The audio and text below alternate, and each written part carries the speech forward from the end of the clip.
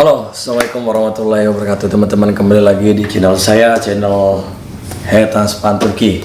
By the way, pada kesempatan kali ini kita akan membahas tentang finasteride untuk kebotakan. Oke, tapi sebelum kita berbicara tentang finasteride untuk kebotakan gitu ya teman, seperti biasa saya merekomendasikan kalian untuk subscribe channel saya ini, karena dengan kalian subscribe channel saya ini gitu ya teman, kalian tidak bakal ketinggalan info seputar kebotakan gitu. Terus juga channel ini bisa kalian jadikan referensi untuk pergi Hetaspan ke Turki gitu. Kalian pokoknya nggak rugi lah jika kalian subscribe channel saya ini. Bagi kalian para botakers, jangan lupa subscribe dulu ya. Oke, udah oke, subscribe dulu. Oke, langsung aja kita bahas finasteride untuk kebotakan. Apa sih finasteride itu teman-teman?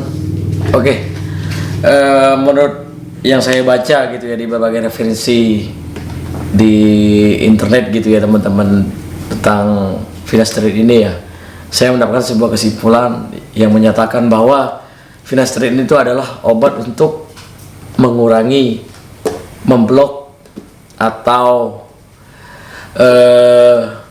mereduksi hormon DHT di dalam tubuh gitu ya. Jika dihubungkan dengan kebotakan gitu ya teman-teman, DHT ini itu ibarat sampah gitu ya teman-teman. Nah, finasteride ini adalah membuang sampah di pembuluh darah itu ya teman-teman, sehingga aliran nutrisi dari tubuh ke rambut ini menjadi lancar, sehingga rambut ini gitu teman-teman semakin subur gitu ya, karena sampahnya itu dihilangkan oleh finasteride ini. Selain itu juga finasteride ini sebenarnya obat untuk mengatasi gejala prostat gitu ya teman-teman. Seperti kayak buang air kecil itu enggak apa istilahnya, enggak lega-lega gitu, masih ada gitu air kencingnya gitu ya teman-teman. Kembali lagi ke finasteride untuk kebotakan gitu ya teman-teman. Hormon DHT ini kan yang istilah menjadi penyebab kebotakan gitu ya teman-teman. Nah, hormon DHT ini kan menyumbat pembuluh darah gitu ya, ibarat sampah itu kan teman-teman. Nah, finasteride ini hadir untuk menghilangkan sampah tersebut gitu ya teman-teman. Oke, sampahnya dihilangkan oleh finasteride. Tetapi seperti yang kita tahu gitu ya teman-teman, hormon DHT ini selalu ada dalam tubuh gitu ya teman-teman. Jadi ketika kita ingin menghilangkan hormon DHT ini gitu ya teman-teman, karena hormon DHT ini selalu dibuat oleh tubuh kita ya, kita harus minum finasteride terus gitu ya teman-teman. Akibatnya yaitu tadi ketergantungan gitu teman-teman, sidil gitu ya teman-teman. Lalu mengapa gitu ya bisa ketergantungan gitu ya teman-teman? Kembali ke awal tadi ya, kebotakan kita ini kan sebenarnya apa ya, karena folikel kita ini itu tidak tahan terhadap hormon DHT. Jadi rambut kita ini, folikel rambut kita ini tidak tahan terhadap hormon DHT gitu ya teman-teman.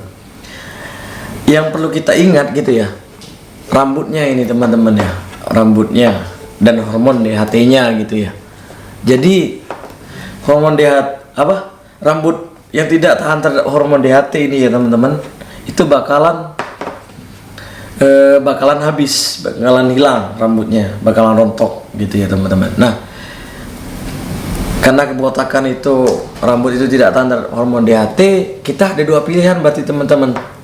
Yang pertama itu menghilangkan hormon DHT-nya, apa mengganti rambutnya ini dengan rambut yang tahan terhadap DHT, yaitu rambut yang ada di bagian belakang gitu ya teman-teman. Nah, kalau kita minum finasteride berarti kan kita ingin mengurangi hormon DHT tersebut, tetapi rambut kita ini tetap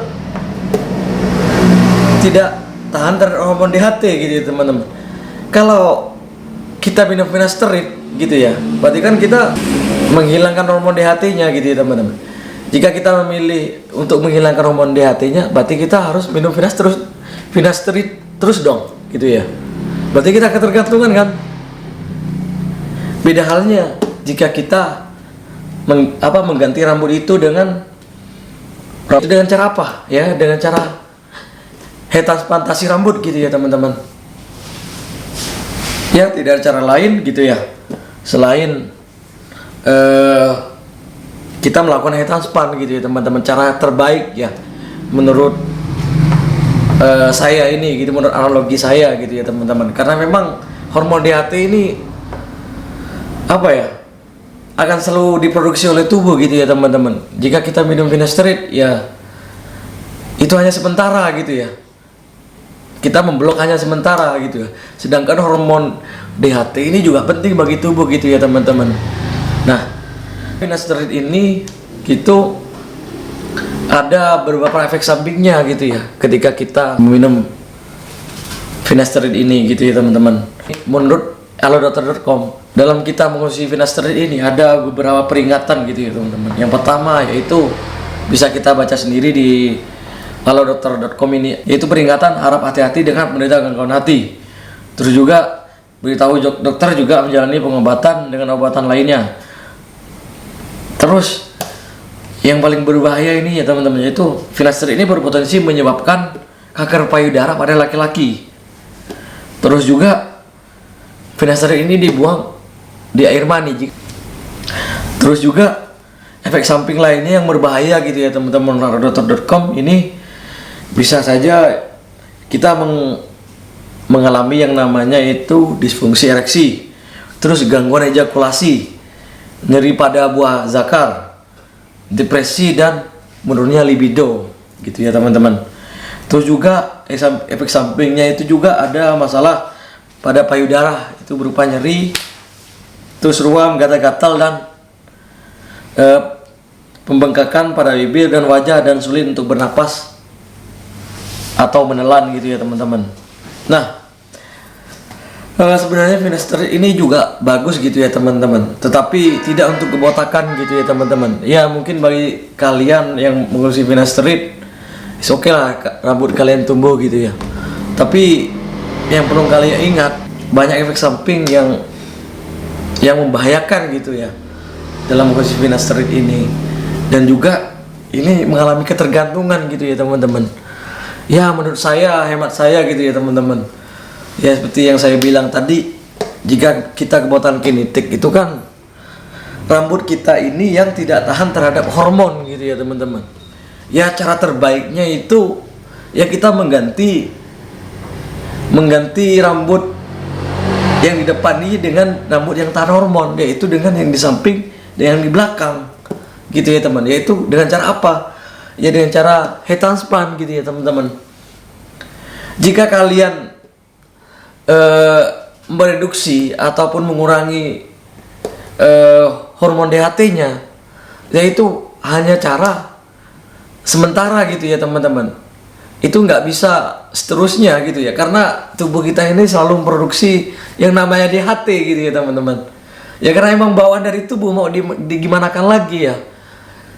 Ya sebenarnya ada sih istilahnya cara lain itu mengurangi yang namanya hormon DHT gitu ya teman-teman. Itu dengan cara dikebiri gitu ya teman-teman.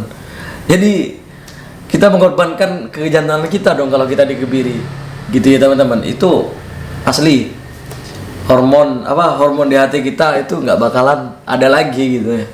Ya salah satu caranya itu dengan dikebiri. Apa mau kalian dikebiri gitu ya. Nah, bagi kalian yang masih single gitu kan, kalian belum tahu, takutnya finasteride ini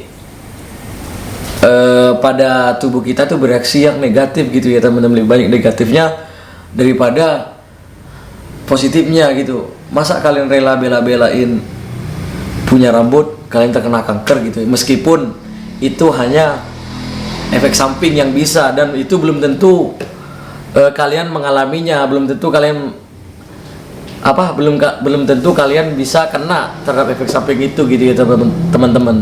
Tapi alangkah baiknya kita antisipasi gitu ya teman-teman. Itu sih saran saya buat kalian yang mengalami kebotakan. Kita juga harus hati-hati dong dalam usaha kita untuk memiliki rambut gitu. Oke, itu sih teman-teman. yang bisa saya sampaikan dalam episode finasteride ini gitu ya teman-teman. Ya semua pilihan itu ada di tangan kalian gitu ya teman-teman. Kalian mau menggunakan finasteride atau tidak itu kalian gitu ya teman-teman. Kalian bisa memikirkanlah baik buruknya gitu ya teman-teman. Ya pada akhirnya ya video ini saya akhiri gitu ya teman-teman. Tapi alangkah lebih baiknya kalian memikirkan lagi sebelum kalian memilih untuk memakai ataupun tidak gitu ya teman-teman.